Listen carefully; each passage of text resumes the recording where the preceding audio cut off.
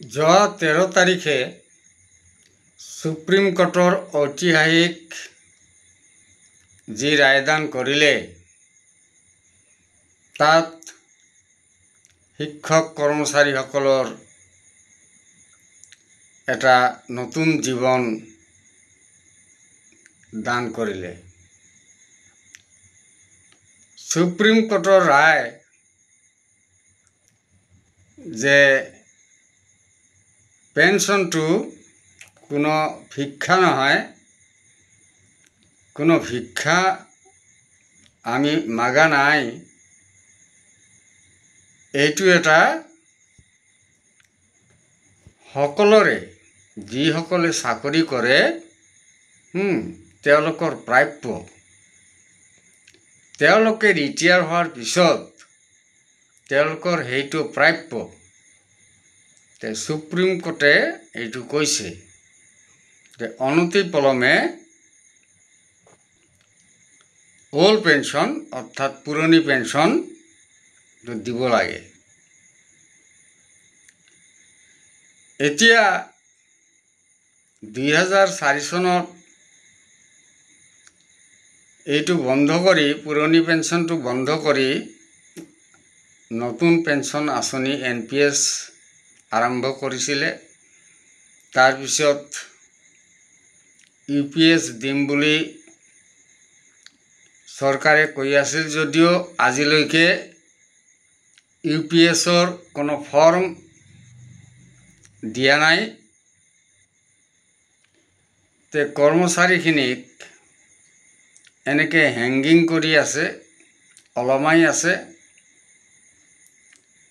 যিকোনো কৰ্মচাৰী এতিয়া শিক্ষক বা অন্য ডিপাৰ্টমেণ্টৰ ৰেলৱে বা ডক্তৰ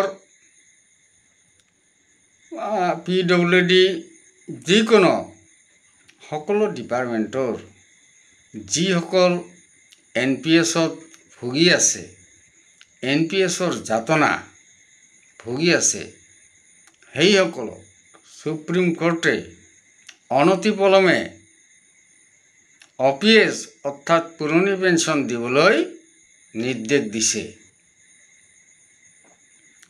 এতিয়া চৰকাৰে কিমান দিনে এই পুৰণি পেনশনটো বাহাল কৰে সেইটো ক'ব নোৱাৰিলোঁ, কিন্তু সুপ্ৰিম কোৰ্টে এইটো ভাল এটা ৰায় দিছে যে সেইটো কোনো আমি ভিক্ষা মাগা নাই। চাকৰিয়ালবিলাকে বা কৰ্মচাৰীবিলাকে ইয়াতে ভিক্ষা মাগিব অহা নাই যে চাকৰি ৰিটায়াৰ হোৱাৰ পিছত আমি ভিক্ষা মাগিছোঁ, আমাক পেনশন লাগে, সেইটো আমাৰ প্ৰাপ্য। চাকৰি কৰিলে পেনশন হ'বই লাগিব, কেলেই পেনশন নহ'ব? যে পেনশন হ'বই লাগিব। গতিকে এটা খুব ভাল খবৰ,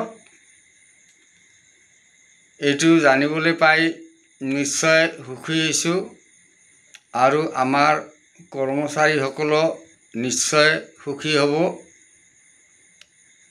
মোৰ ধাৰণা এইবাৰ হয়তো আমাৰ পুৰণি পেনশনটো হ'ব লাগে, বাহাল হ'ব লাগে, কিন্তু চৰকাৰে কি কাৰণত আমাক দিব নোখোজে এইটো নাজানো।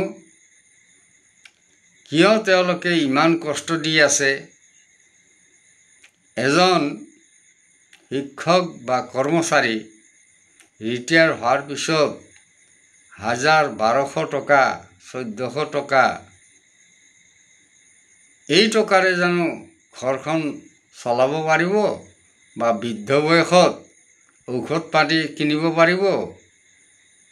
গতিকে এইবাৰ 13 চন 21 চন বা বুলি কোনো কথা নাই, যিসকলে NPSত ভুগি আছে, NPSত পৰিছে, সকলোকে, সকলো পৰ্যায়ৰ কৰ্মচাৰীকে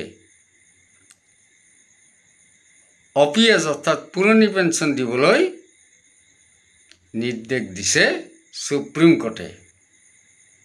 ইয়াতে সকলোৰে